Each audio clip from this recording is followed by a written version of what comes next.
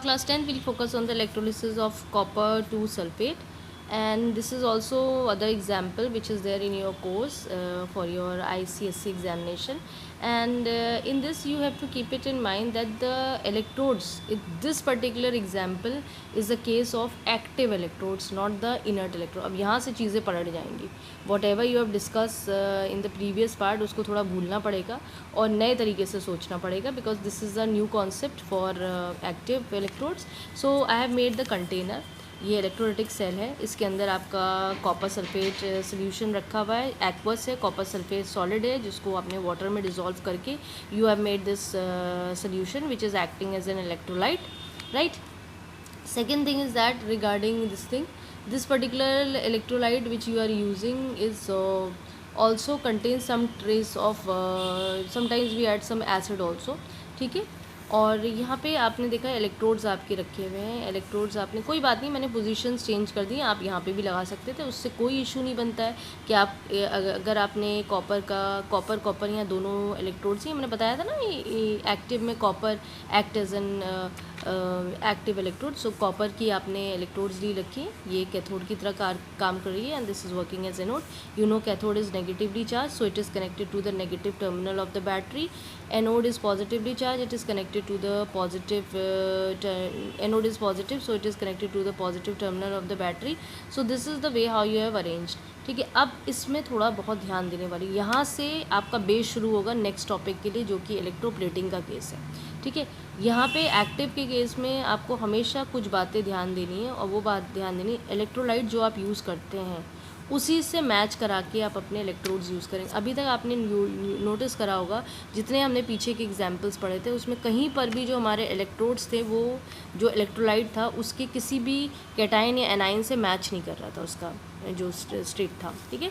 अब यहाँ देखो कॉपर सल्फेट है, कॉपर सल्फेट में व्हाट इज़ कॉमन, कॉपर. और ये जो एनोड और कैथोड आपने यूज़ करा रखा है, ये आपने इसमें भी आप देखेंगे copper is a common factor. ठीक है. यहाँ जो मेटल्स यूज़ करे रखे हैं वो कॉपर है, और कॉपर सल्फेट में भी जो मेटल है वो कौन सा है, आपका कॉपर है. So this thing you have to keep it in mind. So I think this much is clear to you that electrodes हमने जो यूज़ करी हैं यहाँ पर वो एक्टिव इलेक्ट्रोड्स हैं, कैथोड एनोड. ये मैंने ऐसे यहाँ पोजीशन चेंज कर दी, कोई इशू नहीं है. आप एनोड यहाँ बना सकते थे, कैथोड यहाँ बना सकते थे. एनोड यहाँ बना रहे हो तो इसको पॉजिटिव करते, कैथोड यहाँ बना रहे हो तो इसे नेगेटिव कर रहे हो. That is not none of the big issue in this particular case, the positions. But whatever you are changing, please make sure the sign should be very important. Temperature, ordinary temperature पे reaction करेगी. आप देख रहे हो कहीं पर भी मैंने हीटिंग या कुछ ऐसी चीज़ नहीं लाई. करंट आज भी जो हम यूज़ कर रहे हैं दैट इज़ 3 एम्पियर. ठीक है. This thing you have to use in your mind. Now when you are using an active electrodes, then what is the case of this thing.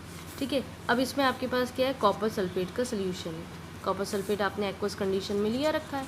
ठीक है. तो आपने ये मैं बता रही हूँ आपको, लेकिन आप इसे लिखिएगा नहीं ताकि आपको आसानी रहे, नहीं तो आप परेशान हो जाएंगे कि अरे इसको अलग कर दिया. तो जैसे कॉपर सल्फेट और वाटर, कॉपर सल्फेट वाटर में डिज़ोल्व है तो कॉपर सल्फेट ब्रेक होगा कॉपर आयन्स में, और ये क्या देगा आपको, सल्फेट आयन. वाटर है, वाटर भी आपका डिसोसिएशन पे जाएगा और H+ आयंस और OH आयंस. अब सबसे पहले आपको ये नोटिस करना है कि आपके पास कौन कौन से आयंस हैं, ये बहुत इंपॉर्टेंट है. तो आपके पास जो आयंस प्रेजेंट है वो कौन कौन से हैं, ध्यान से देखिए. Cu+2 है एक पॉजिटिव, H+ है एक पॉजिटिव, सल्फेट आयन में एक पॉजिटिव नेगेटिव है, OH आयन. ये सारे आयंस आपके इस कंटेनर में घूम रहे होंगे. ठीक है. अब आपको बहुत ध्यान देना है, जो सेकंड पार्ट आता है रिएक्शन. ये जो आपका रिएक्शन हुआ ये कौन सा हुआ आपका रिएक्शन, ये आपका electrode, it is your electrode reaction. ठीक है. अब आपको क्या देखना है, रिएक्शन एट कैथोड. ठीक है. कैथोड पे क्या जाएगा. अब देखो कैथोड क्या था, नेगेटिव है. नेगेटिव है तो माइग्रेशन तो दोनों का होगा, ये तो रूल फिक्स्ड है. ये नेगेटिव है कैथोड तो ये दोनों पॉजिटिव वाले दोनों माइग्रेट करेंगे. तो Cu+2 आयंस और H+ ions migrates to cathode. ये तो फिक्स्ड है, इसमें कोई इशू नहीं है, कोई इफ एंड बट नहीं है आपका. ठीक है. ये माइग्रेट करेगा. लेकिन पॉइंट होता आता है डिस्चार्ज वाली बात है. डिस्चार्ज कौन करेगा.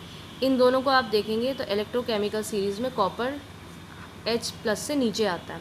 तो Cu+2 आयंस आर डिस्चार्ज, ये तो हमने पीछे ही देखा है ना, discharge eight cathode, that is important, ठीक है।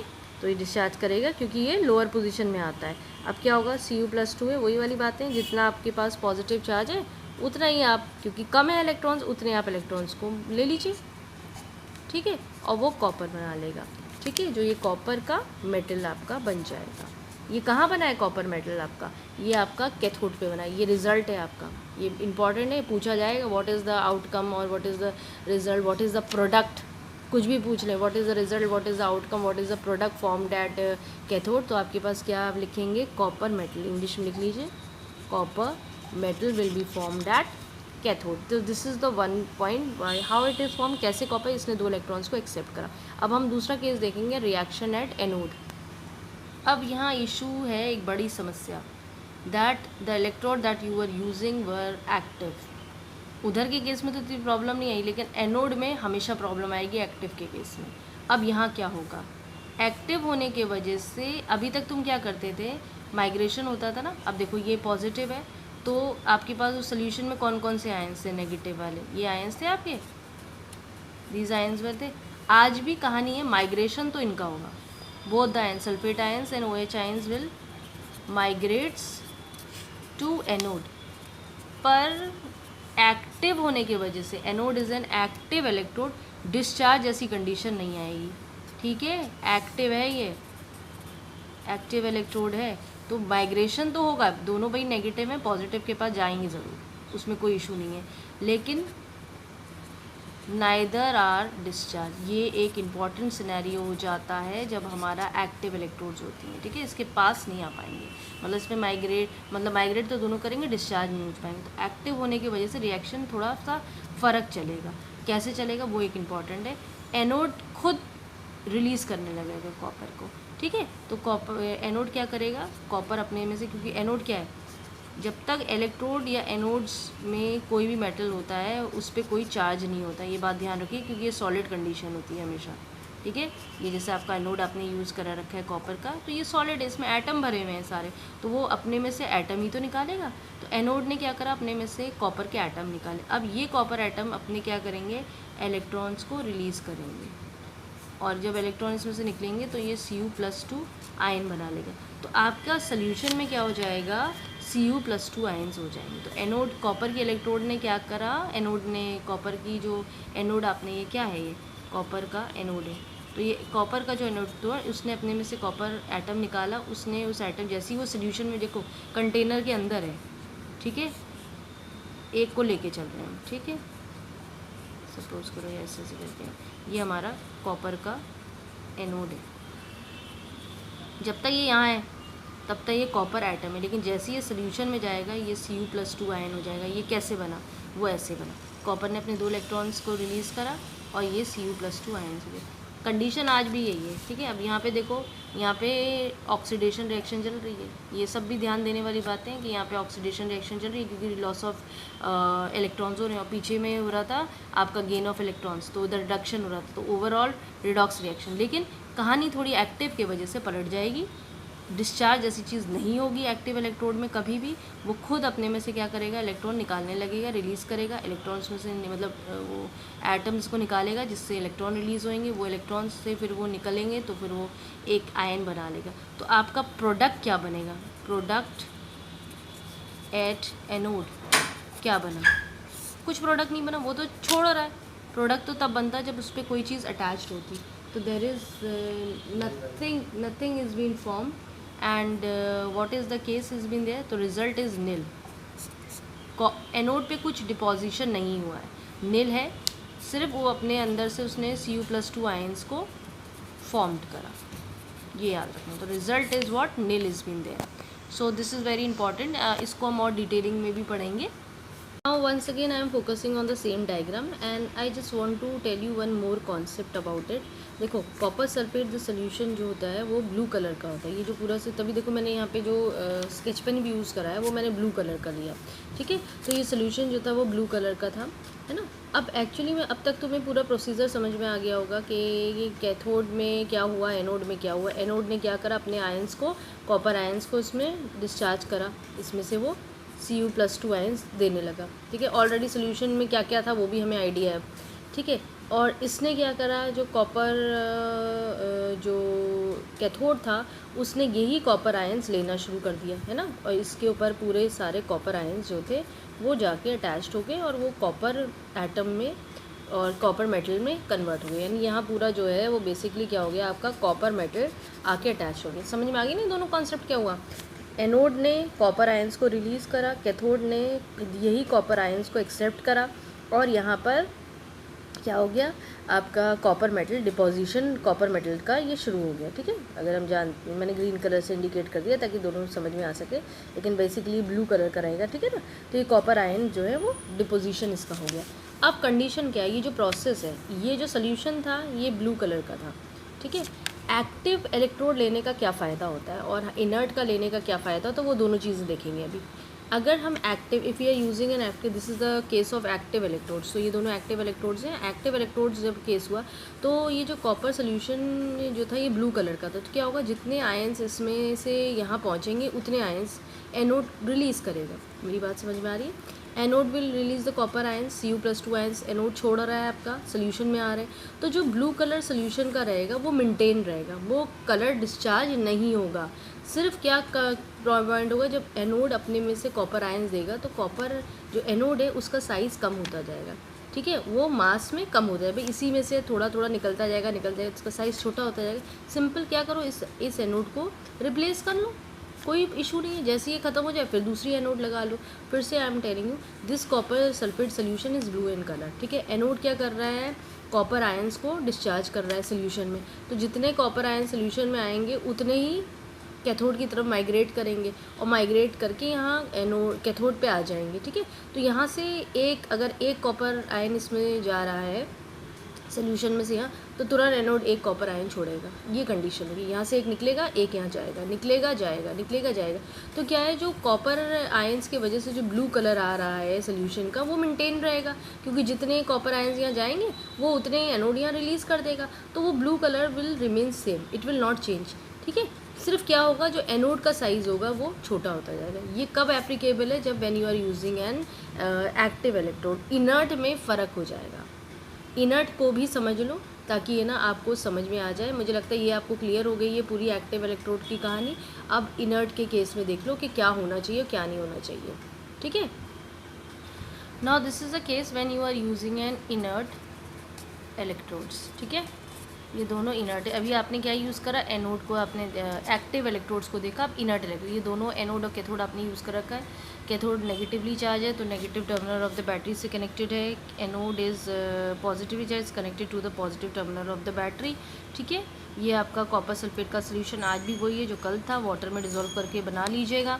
ठीक है, ये याद रखना है, जो एनोड्स और कैथोड आपने ली रखी है, अब यहाँ पे एक्टिव नहीं रहेंगी, इनएक्टिव रहेंगी। कुछ भी ले लिए, इनएक्टिव के लिए सपोज करो मैंने प्लैटिनम चूज़ कर लिया है, दोनों को कोई इशू नहीं है, आप दोनों को प्लैटिनम यूज़ कर सकती हैं, या instead of platinum you can use carbon. This is also there in your course, क्योंकि ये बच्चे हमेशा कंफ्यूज हो जाते हैं एक्टिव और इनर्ट के केस में, तो इसीलिए मैं आपको दोनों समझा रही हूँ।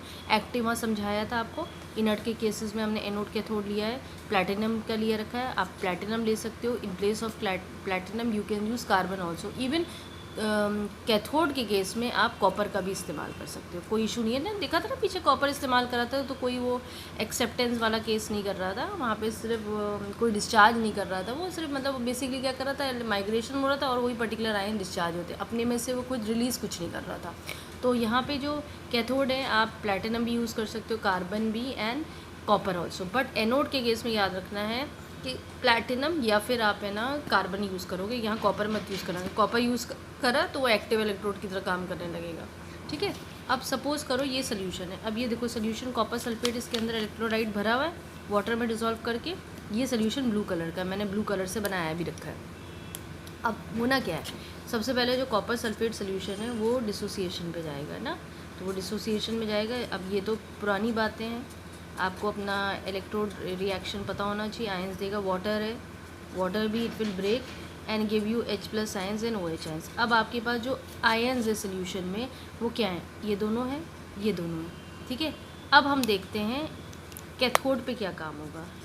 Eight cathode, what will happen at cathode. ठीक है, what is the reaction that will takes place at cathode, that is very important point. So अब कैथोड क्या है आपका, नेगेटिवली चार्ज है, तो कौन जाएगा, अब फिर वही कहानी है, माइग्रेशन दोनों का होगा, माइग्रेट किस किस का होगा, कॉपर का भी होगा और H+ का भी होगा। ये इंपॉर्टेंट वाली बात है, इसमें कोई इफ एंड बट नहीं है, ठीक है। कॉपर भी आयन जाएगा और H+, लेकिन इलेक्ट्रोकेमिकल सीरीज़ में छोटा कौन है, Cu+2, तो डिस्चार्ज इसका होगा कैथोड पर। अब क्या होगा, Cu+2 जैसे ये पहुँचेगा, ये 2 इलेक्ट्रॉन्स की कमी है, जो लगा हुआ है साइन याद करने के अच्छा है, कंडीशन है उतना ही लगा दीजिए, और कॉपर, तो कैथोड में क्या हो जाएगा, कॉपर मेटल आपको मिल जाएगा, ठीक है, कॉपर मेटल आपको मिल गया। अब एनोड की कहानी देखो, एनोड में क्या होगा, एनोड के केस में अब यहाँ क्या है, एनोड में पॉजिटिव है, नेगेटिव आयंस, यहाँ पे SO4- भी जाएगा, OH माइनस लगा लो, ये भी जाएगा, दोनों माइग्रेट करेंगे, both the ions will migrate. पर डिस्चार्ज की कंडीशन देखेंगे, डिस्चार्ज इन दोनों में से छोटा कौन है, OH इज़ लोअर, है ना, ये मैंने पहले भी बताया था, तो OH जाएगा, ये वही वाली कहानी चलेगी, OH, ठीक है, जितना माइनस लगा उतने इलेक्ट्रॉन माइनस कर लो, OH आ जाएगा, ठीक है। अब ये OH जो है वो कंबाइंड करेगा, आपको वाटर बनाएगा, है ना, प्लस O2 बनाएगी, मैंने पहले ही बताया था ना, OH के केस में आपको वाटर और O2 मिलता है, बैलेंस करने के लिए यहाँ पर 2 लगा लो, तो यहाँ 4 लग जाएगा, इसको बैलेंस करने के लिए आप है ना मल्टीप्लाई कर सकते हो अपना 4 से, ठीक है, ये पुरानी कहानी है, ये आप अपना यूज़ कर सकते हो, ये आपकी चीज़ें एप्लीकेबल है, दिस इज़ द वे। अब एनोड पे ये तो बनेगा नहीं, वाटर तो जाएगा नहीं, कौन बनेगा, ऑक्सीजन, देखो कितना फ़र्क हो गया है, एक्टिव को लिया था तो रिज़ल्ट नहीं ला रहा था एनोड पे, लेकिन इनर्ट को जब आपने यूज़ करा तो अब कौन सी गैस आपकी रिलीज़ होगी, प्रोडक्ट क्या हो गया, oxygen, oxygen gas is released, ठीक है, ये ध्यान देना। ये सिर्फ कहानी कब हुई आपकी, जब आपने इनर्ट इलेक्ट्रोड, अभी कहानी ख़त्म नहीं हुई है, अभी still there is a case, so these were the reactions that are taking place when you are using an inert electrodes, when the concept is very different. ये तो सिमिलर रहा, ये हमारा फ़र्क हो गया, वहाँ पे क्या था, एनओडी कॉपर आयन डिस्चार्ज कर रहा था, यहाँ पे वो इनर्ट है तो डिस्चार्ज नहीं कर रहा है, माइग्रेट करेगा आयन्स दोनों, माइग्रेट वहाँ पे भी हो रहा था, लेकिन डिस्चार्ज जो है वो OH आयन होगा, क्योंकि वो लोअर पोजीशन में था इलेक्ट्रोकेमिकल सीरीज़ में। अब पॉइंट आता है अपने इस डायग्राम को देखने का, पिछले वाले डायग्राम में आपने देखा था सोल्यूशन ब्लू कलर का, यहाँ पे भी ब्लू कलर का है, कोई इफ एंड बट नहीं, क्योंकि कॉपर सल्फेट ब्लू कलर का सॉल्ट होता है, तो सोल्यूशन भी क्या है, ब्लू कलर। अब होना क्या है, यहाँ पे जो कंडीशन है, इस सोल्यूशन में क्या क्या आयन्स है, इसको एक बार देख लें, Cu+2 आयन्स थे, H+ आयन्स थे, OH- आयन्स थे, सल्फेट आयन्स थे, माइनस आयन्स, ठीक है, मैं 4 ही को लेके चल रही हूँ, सबको लेके नहीं चल रही हूँ, क्योंकि हमें समझना है ये बात। प्लस कॉपर सल्फेट में ये जो आयन्स थे, अब क्या होगा, इस सोल्यूशन में से जो कॉपर Cu+2 आयन्स हैं वो कहाँ माइग्रेट करेंगे, भाई ये तो अब समझ में आ गया ना, इनको बार बार रिपीट नहीं करना है, ये माइग्रेट करेगा कैथोड पे, क्योंकि कैथोड इज़ नेगेटिवली चार्ज, देखो नेगेटिव बैटरी टर्मिनल से लगा हुआ है, negative hand of the this thing battery, ठीक है, तो ये इस पर माइग्रेट करेगा पॉजिटिव वाले के पास, जैसे ही पॉजिटिव वाले के पास माइग्रेट करेगा, यहाँ से कॉपर आयन्स कम होने लगेंगे, कम हो गए, और ब्लू कलर सोल्यूशन किसके वजह से था, कॉपर आयन्स की वजह से। एक कंडीशन आएगी भाई, यहाँ पे ऑक्सीजन गैस रिलीज़ हो जाएगी, ये भी पता है, हमने पीछे देखा है, यहाँ पे देखो ऑक्सीजन गैस रिलीज़ हो रही, तो ऑक्सीजन तो एनोड पे रिलीज़ हो जाएगी, और यहाँ पे सारा केस क्या होगा, कॉपर का डिपोजिशन होने लगेगा, कॉपर यहाँ क्या हो जाएगा, डिपॉजिट होने लगेगा बाहर, ये वो अंदर पेनिट्रेट नहीं करेगा, बाहर इलेक्ट्रोड के डिपॉजिट हो जाएगा, ठीक है। अब क्या हुआ, कॉपर जब इसमें से डिपॉजिट हुआ तो जो ये ब्लू कलर सोल्यूशन का हुआ वो कम होने लगा, ठीक है, ब्लू से बना दो नहीं तो कंफ्यूज हो गए। अब जितना जी ब्लू कलर किसकी वजह से था, कॉपर आयंस की वजह से, कॉपर सल्फेट के सोल्यूशन में, और जितने कॉपर आयंस हैं वो कहाँ चले गए हैं, सबके सब कैथोड के पास, तो सोल्यूशन क्या हो गया, कलरलेस, सारा कलर उसका ख़त्म हो गया, ठीक है। तो that is the main important part of it, that when you are using an active electrode and when you are using an inert electrode, I think now this concept is clear to you। Reaction मैंने समझा दिए हैं आपको, concept भी आपको समझा दिया है कि एक्टिव होगा तो क्या होगा, तो यहाँ बेसिकली क्या होने लगता है, धीरे धीरे सोल्यूशन का कलर जो होता है जब आप इनर्ट इलेक्ट्रोड्स यूज़ करते हैं तो वो फेड होने लगता है धीरे धीरे, यानी ब्लू कलर कम होता है, जब तक प्रोसेस करते जाएंगे वो कम होता जाएगा, क्योंकि जो कॉपर आयंस हैं कम हो गए, जबकि पीछे वाले कंडीशन में क्या होता है, कॉपर आयंस उतने ही रहते हैं, वो चेंज नहीं होते, और इस वजह से जो भी कॉपर आयन लॉस होता है वो कहाँ से आपको मिल रहा था, एनोड से मिल रहा था, है ना, इन एक्टिव के केस में। तो ये एक प्लस पॉइंट होता है। ये दो तरह के रिएक्शन, तो जो सब चीज़ें सेम है, कंटेनर सेम है, सोल्यूशन सेम है, सिर्फ इलेक्ट्रोड्स की चेंजिंग होने की वजह से कितना वास्ट डिफरेंस आ गया कि यहाँ सोल्यूशन का कलर फेड होता रहता है, जबकि पीछे वाले सोल्यूशन में कलर क्या है, ब्लू का ब्लू ही रहता है। So I think both the point is clear to you when you are using an active electrodes and when you are using an inert electrodes. So please learn from your books में इसकी theoretical बहुत अच्छे से दी रखी है, एक्सप्लेटरी है, explanation बहुत important होता है कि आपका कॉन्सेप्ट क्लियर हो ताकि आप अच्छी तरह से उस काम को कर सकें।